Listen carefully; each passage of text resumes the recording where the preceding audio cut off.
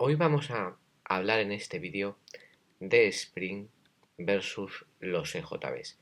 Esta comparativa viene un poco a través de uno de mis followers que se llama Carolina, que me ha pedido que hable un poco de este tema, ya que, bueno, pues genera muchas dudas para mucha gente. Bueno, pues todos los conocemos, son dos frameworks un poco de referencia a día de hoy en la plataforma Java Enterprise Edition. Y a continuación, pues voy a hacer una pequeña comparativa de los dos, ventajas, inconvenientes y cuál es, sobre todo, mi punto de vista. Bueno, en primer lugar, vamos a hablar un poco del framework Spring. Spring se usa mucho a día de hoy y las tecnologías que suelen estar asociadas a él son muy diversas. Una puede ser JPA, otra puede ser JSF, que los dos pertenecen al estándar de Java Enterprise Edition. Y también podemos tener otros productos, como puede ser Spring MVC, Struct 2, por ejemplo, o algo similar, Spring Security para el tema de seguridad, MyBatis para el tema de persistencia que sea diferente a JPA, cosas como Spring JDBC, y bueno, hay una amalgama de productos que se pueden ligar a Spring Framework, ¿no? Yo creo que quizá la palabra que define a Spring es flexibilidad, ¿no? Es un framework que nos permite hacer muchas cosas y muy diferentes. Mientras, por otro lado, tenemos los EJBs. Los EJBs pues también se pueden apoyar en JPA y en JSF, pero luego se suelen apoyar también mucho en tecnologías que aporten los servidores de aplicaciones. Pues JBoss nos aportará unas, WebSeed otras, WebLogic otras, y todo esto, junto con los propios EJBs, pues definen una plataforma. Y esta plataforma, yo creo que la palabra que la define es estándar, ¿no? Es el estándar de Java Enterprise Edition. Bueno, una vez que hemos comentado qué diferencia un poco hay entre las dos, vamos a ver un poco a detalle cómo enfocar, ¿no? Entonces, bueno, pues Spring Framework. Yo voy a hablar un poco primero de las fortalezas. Entonces, yo creo que lo que acabo de comentar es muy claro. Flexibilidad es un framework que es muy flexible. Tenemos muchas cosas con las que podemos hacer una ligazón y, bueno, pues podemos abordar muchos tipos de proyectos. Yo creo que otra cosa que define también es la integración con toda esta tipología de productos e incluso con productos que son un poco externos a esta plataforma. Pues probablemente nos encontraremos pues capacidades para integrarlo con frameworks como AngularJS de JavaScript o con otras cosas, y igual tenemos hasta algún plugin, algún añadido. Bueno, está muy abierto a integrarse con muchas frameworks y muchas soluciones de otros fabricantes. Y esto a mí siempre me ha parecido clave. Dices, yo creo que otra cosa que hay que destacar es que es muy actual, es decir, al ser un framework de un único fabricante, pues lo mantiene muy al día y siempre probablemente muchas de los patrones de diseño o patrones de arquitectura que vayan saliendo nuevos a nivel del punto de desarrollo, pues pronto serán incorporados al framework. Y yo creo que otra cosa que quiero destacar es el concepto de aislamiento, que es un concepto un poco extraño, pero que a mí me parece importante, que es, al trabajar con Spring Framework necesitamos poco más que Spring para trabajar con todo lo que nosotros manejamos. Por lo tanto, lo podemos instalar en un JBoss, lo podemos instalar en un WebLogic, lo podemos instalar en WebSphere. Es verdad que tendremos que adaptarlo un poco dependiendo del servidor de aplicaciones. Pero también podríamos desplegarlo en un Tomcat, que no es un servidor de aplicaciones completo, o ni siquiera en un Tomcat. Podríamos hacer con Spring una aplicación de escritorio con Swing y que lo demás por detrás fuera Spring Framework. Por lo tanto, es un framework que nos aísla de muchas problemáticas y nos permite trabajar en muchos entornos muy disjuntos simplemente apoyándonos en él.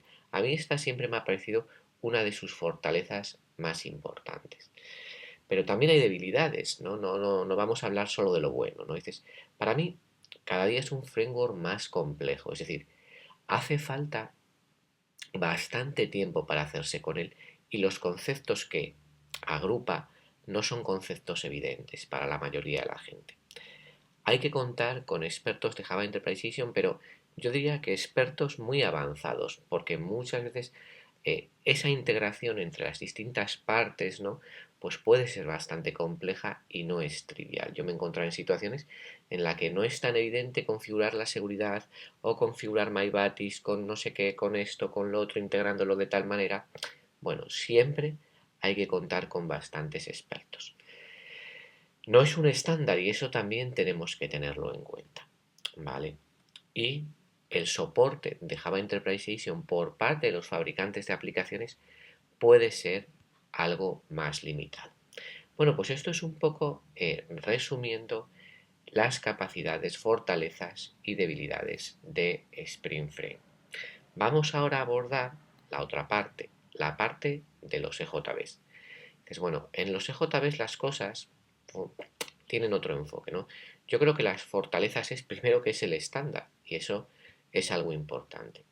Segundo, pues lo que no tiene Spring, ese soporte de Java Enterprise Edition que nos darán los fabricantes de los servidores con los cuales nosotros compramos licencia. Entonces, siempre será más natural para ese fabricante que nosotros le hablemos de JBS, que le hablemos de MyBatis o de Spring JDBC o de Spring Security. Entonces, el tema de las migraciones. Bueno, esto es más claro, ¿no? Dices, al trabajar con los estándares, la migración debería ser prácticamente directa entre un servidor de aplicaciones y otro. Hay que ponerlo a veces entre comillas porque depende cómo hayamos usado los estándares. Si nos hemos salido un poco de ellos y hemos usado alguna capacidad de WebLogic o alguna capacidad JBoss especial o de WebSphere, pues la migración tendremos que trabajarla un poco. Pero en principio la teoría dice que tiene que ser prácticamente transparente.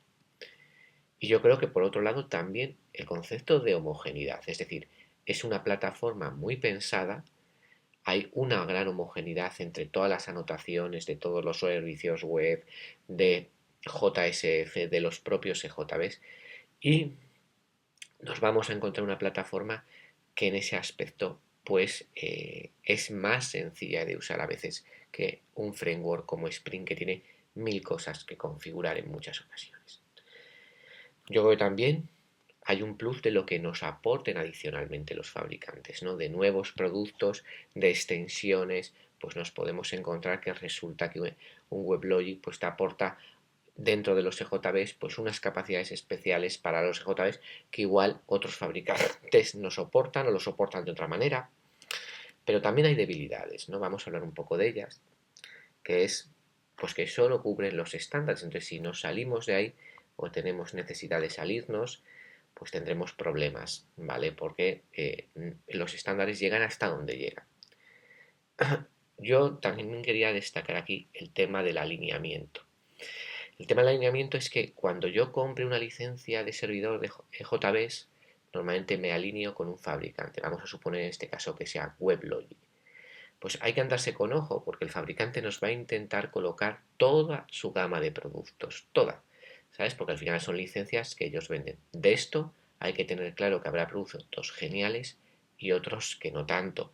Y tenemos que tener claro que igual en este caso el fabricante no está haciendo todo lo justo que se suele ser en estas cosas, ya que está recomendando sus propios productos, ¿no? Tengámoslo en cuenta cuando valoremos, una vez que hemos comprado el servidor de aplicaciones, extender, ¿no? Y comprar más cosas. Por ejemplo, podría ser el tema de los portales, ¿no? Dices, por poner un ejemplo, si compramos un JBoss, probablemente JBoss nos dirá que usemos su plataforma de portales. Puede ser más útil igual comprar LiveRay como producto y integrarlo dentro de JBoss, ¿no? Pues puede ser una casuística de ese estilo.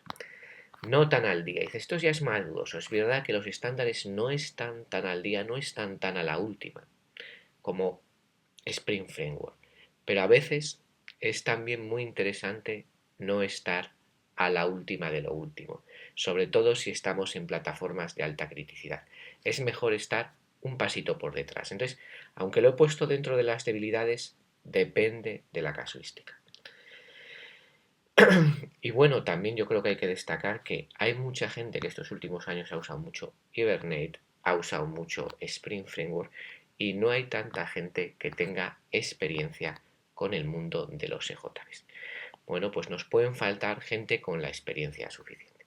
Bueno, pues esto es un poco el resumen entre Spring Framework y EJBs y ahora vamos a abordar un poco la parte de conclusiones.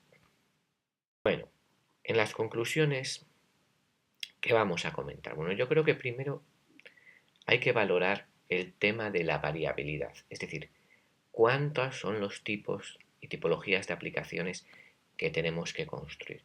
Hay mucha gente que trabaja para un único cliente o para un par de clientes y todas las aplicaciones tienen muchas similitudes.